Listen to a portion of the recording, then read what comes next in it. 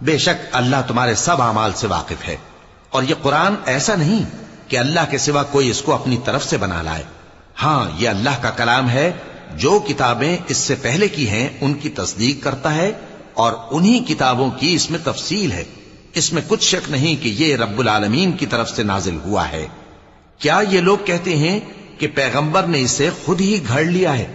کہہ دو کہ اگر سچے ہو تو تم بھی اس طرح کی ایک صورت بنا لاؤ، اور اللہ کے سوا جن کو تم بلا سکو بلا بھی لو۔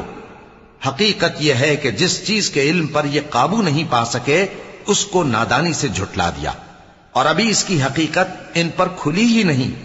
اسی طرح جو لوگ ان سے پہلے تھے انہوں نے جھٹلایا تھا، سو دیکھ لو کہ ظالموں کا کیسا انجام ہوا۔ اور ان میں سے کچھ تو ایسے ہیں کہ اس پر ایمان لے آتے ہیں، اور کچھ ایسے ہیں کہ ایمان نہیں لاتے، اور تمہارا پروردگار شریروں سے خوب واقف ہے۔